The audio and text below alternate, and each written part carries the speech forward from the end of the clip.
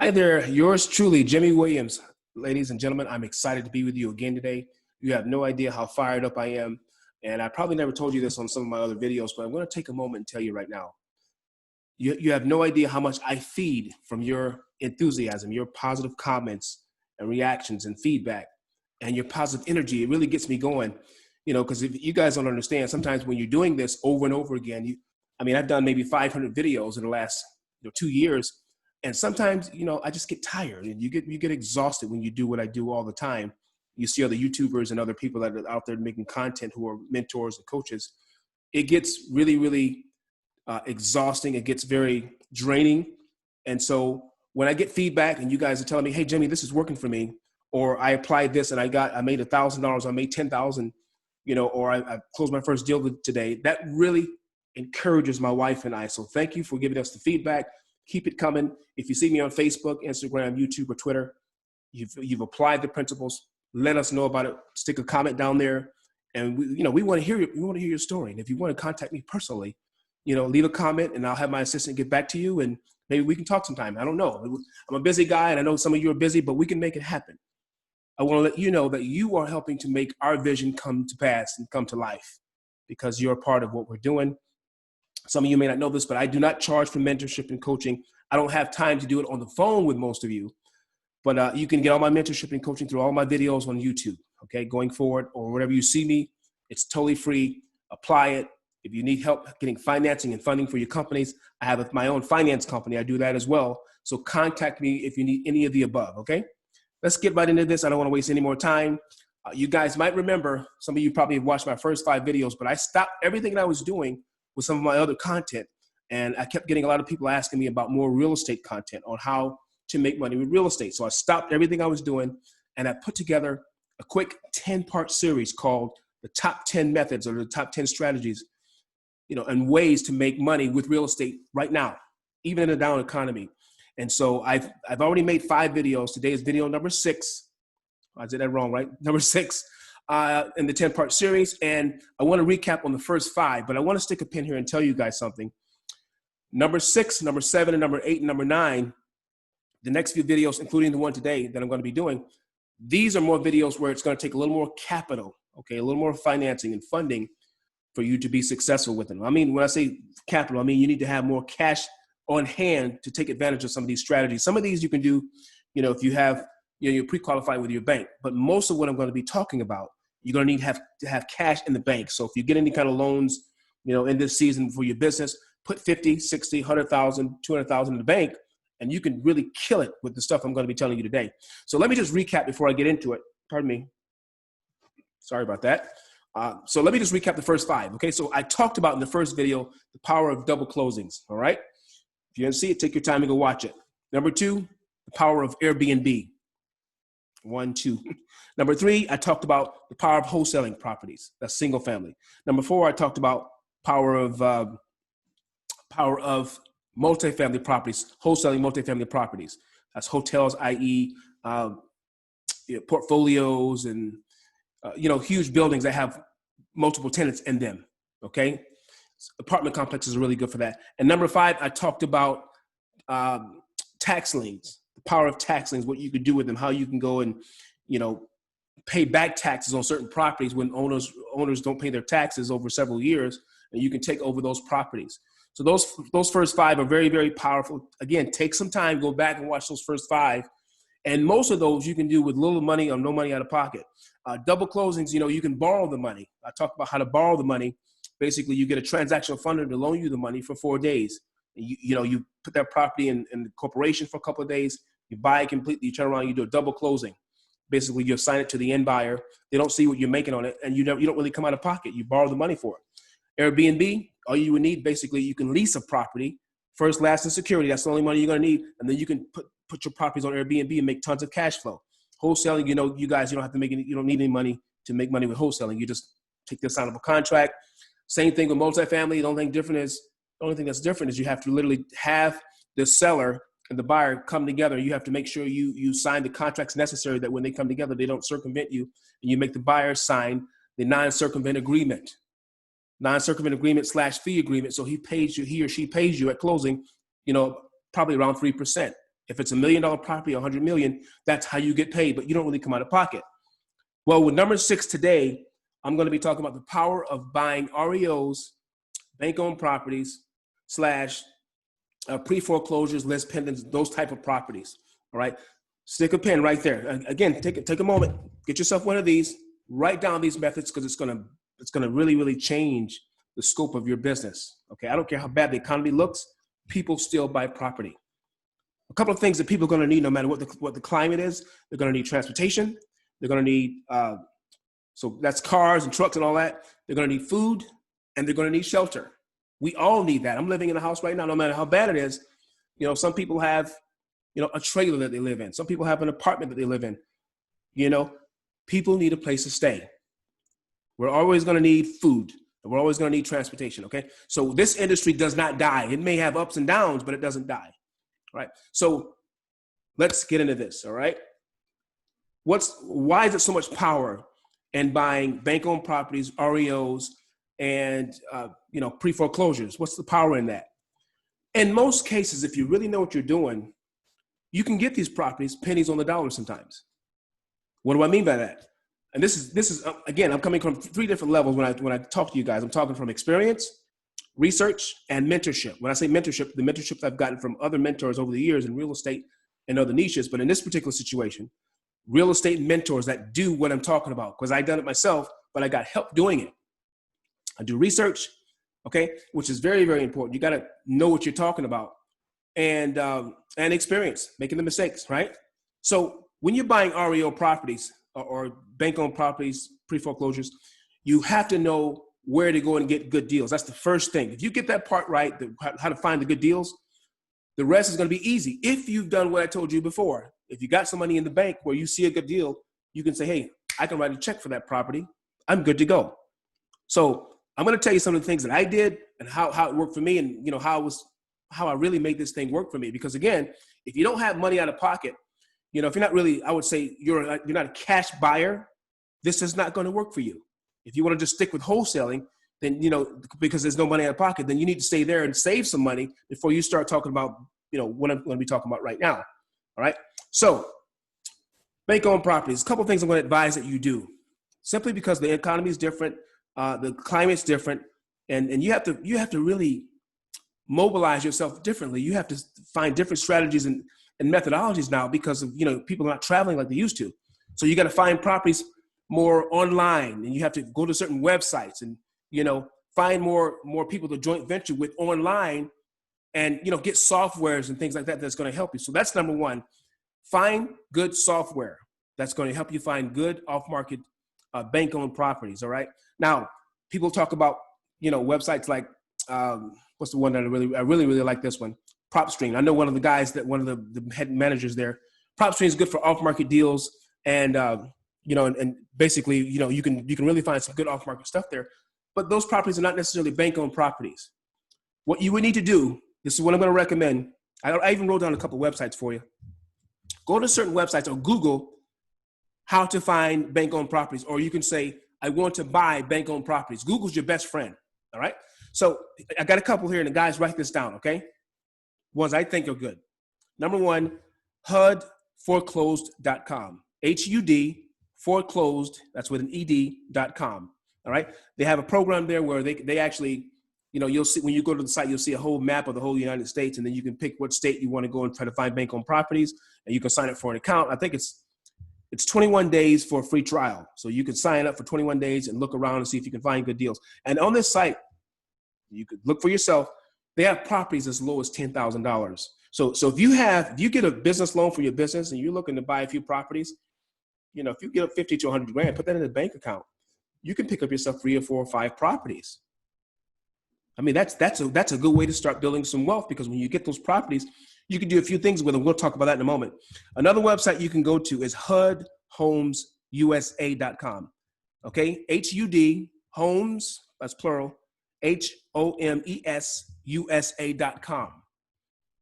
All right, and you can. I think they have a 30-day trial there. So you sign up for 30, free for 30 days. You try it out, and then you'll pay a monthly subscription. Okay, I didn't really check what the monthly subscription is on it, because it does sometimes, depending on what level you come in, it can vary. I mean, I had it couple of years ago. I don't use it anymore because I built everything up so well now I don't really need these websites anymore. When you make the connections, you know, it's only until you need, once you start building yourself up, you start meeting more people, you don't really need to go to these websites anymore. You have the credibility, you have the connections. But in the beginning, especially newbies, this is the way to go. So those two websites. Number three, one that I used with my mentor a while back, he had a really good relationship with this website. It's called auction.com. He knew one of the guys, the head managers, the head brokers on the inside of auction.com. And what he did for me, every month, I'd said this on a previous video, this guy would go out and get me like 4,500 to 5,000 properties. I mean, you know, collectively from all 50 states. There were several properties, sometimes a couple hundred in California, you know, maybe 500 in Texas, 150 in New York, you know, 300 in Florida and Pennsylvania. I mean, and so these properties were real legitimate off-market bank-owned properties. And you had to have cash. Here's where I'm going with this. You had to have cash to buy them. And you had to be able to close within 7 days. Sometimes they had a buyer's premium. What that means is if you see a property on there that you like, they wanted you to put down a security of $2,500 to let them know you're not joking around. You contact them and say, hey, listen, I see that property on the market. It's 25 grand. I'll put down 2,500 today to set that property aside. I'm interested in that property. I want to buy it within 7 days. And so they have to accept. So you put in your offer. If they're asking for 25,000, you know, they want 90 to 95% of what they're asking. So you can't come back to them with an offer for like 10,000. They're going to reject it automatically. But if it's 25,000, you come back and say, I'll pick it up for 23, 22, whatever. And I'll pay 2,500 to hold it. Okay. And they'll put together all the paperwork and all that. As soon as you pay it, they take it off the website, you know, because basically you put in an offer. If they accept the offer, they'll make sure that no one else can put in an offer for it. So you have to follow through within 7 days. You have to be ready to cut the check when it goes through the title company and all that and close on that deal. What's the good thing about that? That same property you picked up for 25,000, the ARV on it may be 95 or 100K. So what am I saying? You pick it up for 25, if it's worth 100K, you still got $75,000 of equity in that property. All right. Again, buy and hold. That's more the idea right now. Once you, and you can do this all day long because I've seen it done all day. I can't tell you how many deals we put together for clients and for ourselves with this methodology. All right. Once you get the property, you have a couple of options. This is what I'm going to recommend. Number one, if you can, once you take possession of it, it's yours. You can try to turn around and sell it to someone else. Okay. It's not really a double closing technically, but you're going to close on that property. You're going to turn around and close again. So, you know, the only thing that's different about a regular double closing is a double closing is simultaneously. It's within 72 hours. This is a little bit different because you take possession of it and you may not be able to close it within the next 72 hours. It may take you 2 or 3 weeks. But my point is you put the property in your LLC's name. They don't know what you paid for it. You can turn around and say, hey, you know, I'm going to offer it to the next guy, the next man or woman for 50K. They pick it up for 50K. It needs like $10,000 worth of work into it.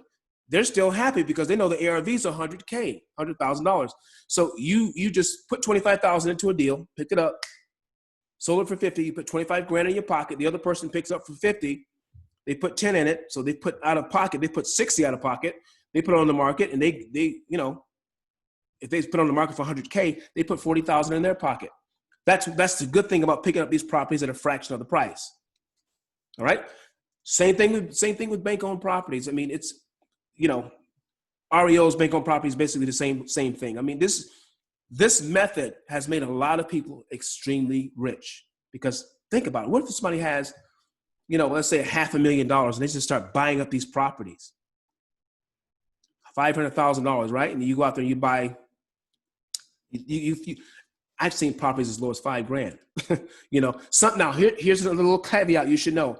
Some of these properties, you know, may have a little tax lien on them, may have something wrong with it. They may need a new roof or something, you know, so you still got to put some money out of your pocket. But again, those ARVs on these properties are still pretty consistent with, you know, once you do the ARV, you're looking at 20 to 50 to 60% equity in pretty much all of them. But if you got $500,000 and you go out and you buy, you know, 30 properties, you're really building some wealth. And you turn around and you sell them. And let's say you sell the 30 properties that you pick up, right, for $500,000. You go back and you only tack on $10,000 on each property. on top of what you pay for it, right? Well, you got 10,000 times 30. Think about that. 10,000 times 30. 10,000 times 30. Just 10,000 on top of what you paid for them. You got 30 properties. You're looking at $300,000 profit. 30 properties. This is a way to make a wave of cash quickly. All right. Now, if you're going, now here's something else you need to figure out, you need to understand about bank-owned properties. If you can't find them on places like, you go into the website I just gave you and that you can't find what you're looking for, you can always contact the bank. There's ways to do that too. I knew someone, she's still a good friend of mine. I just haven't talked to her in a while, but she had really good business relationships with the bank back in Orlando, because she was a broker and she worked with the banks when it came to, properties that were, the bank had seized back from the clients who couldn't make the payments. And man, she could send me a list of properties that were really, really nice. That's another strategy. Just go directly to someone at the bank who has these connections. And when she connected me with the bank, it was Wells Fargo. Wells Fargo gave me a little login where I could log in the back office and I could see exactly, this is in the Orlando area. I could see exactly what properties were where and what they were selling them for. And they were a fraction. I'm talking some properties were worth $300,000. They were selling them for like $75,000. But again, to take advantage of these opportunities, you have to have cash. All right. Pre-foreclosure, same thing. I told you guys on a previous video that I had a mentor back in early 2000s, when I first had an idea that I really wanted to do real estate. This guy was awesome. I met him in Fort Lauderdale, him and his wife. His wife was a broker. He was just an investor. He didn't have a license, but this guy had a mastermind when it came to structuring deals to find real estate and make a fortune. So what he did was he found a way to purchase a list, because the internet wasn't as hot as it is today, where you can just go to certain websites and get access. But he paid about $200 a month for a little list that sent him a list of names every month of people who were in pre-foreclosure. That list would come to him in the mail like a newspaper. He would pick it up and read it. And I'm not kidding you. This guy, every month, so basically out of a list, let's say he had a list of 500, he would mail little postcards to these people. Those people would contact him, maybe 15 to 20 people out of 500. Out of the 15 to 20 that contacted him, he would close about 2 deals a month. Now, here's what he did. He would call them, and he only worked 4 or 5 hours a day. I'm like, what's going on? He said, man, I'm super rich. He said, there's something, guys, you're not going to believe this, but this is one of the secrets of the rich. He said, the harder you work, the less money you make. I said, what do you mean? He said, you got to work smart, not hard. The less you work, the more money you end up making. My brain couldn't comprehend that, because I'm thinking like poverty mindset tells you work hard, right? And don't strategize. I'm not telling you not to be a hard worker within the context of you doing your job well and being on time and having integrity, but working physically hard. He said, I don't work hard, I work smart. He said, I get access to certain lists to get me the results I need. And what I do is I contact them, Jimmie, and I go out and I see them and I negotiate with them and tell them, listen, I see that you're having problems. This house is list pending. It's about to be pre-foreclosure. I want to take it over, if you will allow me to, whatever the payments are, whatever, and I'll pay you 15 or 20 grand to get out of the property. Now, he had done his due diligence on the property to find out that it had a lot of equity in it. So he wouldn't mind paying 15 or 20 grand to get out. He would put it in a trust. If they signed the contract, put it in a trust, either buy it, so he would take over the payments and hold it, or turn around and put it on the market, because his wife was a realtor. Let's say the property had the person owed 75 grand on it. It's worth 200 grand. So you're looking at 125,000 in equity. This guy would take that property over, put it on the market next month, sell it for 180. He done made almost 100 grand, because it's the power of understanding how to structure a deal and help the person come in there and help that person get out of that situation. So he was solving a problem by saying, hey, listen, here's 20 grand. Go do what you need to do, because you don't want the property anymore. You can't afford it. Move on. Give them cash. They don't have a problem, because they basically give him the property. He takes it over, puts it in a trust. And there you go. Everybody's happy. Well, if you're in today's market, it's the same strategy you want. I mean, pre-foreclosures now, you can go to certain websites, you can find them. The ones that I gave you is more for bank-owned properties, but every now and then you can get access to these lists. And I think the best way to find pre-foreclosures is having the right mentor on your team. The right the right real estate broker. Real estate brokers are an amazing source when it comes to even finding other good wholesale deals, bank-owned property, because they know people. If they've been in a certain city like Tampa or, New York City, or, Orlando, Atlanta, Georgia, Los Angeles, California, for an extended period of time, they make the connections. They meet people who know people who know people. It is true. It's not always what you know, it's who you know. When you make those connections, those deals start coming to you. But if you want to be independent of all that in the beginning, you need to go online and go to certain websites to get access to the information. Sometimes you have to pay for it. But I'm telling you, this guy made a fortune. I mean, he was probably making $500,000 to, close to $1 million a year, working 5 hours a day. Right? This is one of the best strategies. But again, you need some cash in the bank. You need to be able to say, yeah, I want that property for 25 grand, 30,000. Here's a $2,500, buyer premium, which means you're telling the people how serious you are. That's your deposit. And at the end, at closing, if it's an auction or whatever they're going to do, the auction.com, you get that premium back. It goes into escrow, you get it back. You pay your closing costs and all these things. And a really good company that does double closings, I mentioned it in the first video, double closings, they do foreclosures and all that, is Boston Title. They're very, very good. They're one of the best that I've ever seen. Boston Title, go look them up. I think that's all for this. But again, this strategy has made more millionaires under the rug, under the radar, pardon me, than I've ever seen. I mean, you get a chunk of cash, you invest it in little properties here and there, hold them for a little bit, or turn around and you flip them for 15, 20, 30,000. You create a lot of wealth that way. So when you sell it back, you take the money, the profits, and you go buy more multifamily property. That's how the real wealth is created. Because if you sell them really, really quick, that's cash in your pocket, but that's not true wealth until you take it and you buy multifamily, you buy another business, or you buy an income generating stream that's going to last you for years to come. But this is how they've generated quick cash. You take a little cash, you multiply it by some property. If those people decide to buy those properties and hold them, that's going to create more wealth, because again, the ARV, the market value is going to go up, the equity is going to go up. And guys, this is the way to go if you have the cash. All right. I hope you guys got some out of this. I think it's one of the best things that you can do right now, even in the pandemic. I wouldn't tell you a lie. I wouldn't joke around with you, because, I answer to the Most High. I want to make sure I give you guys the best that I've learned, so you can take it and run with it. Okay. I'll see you at the top on the next video. Take care. Bye-bye.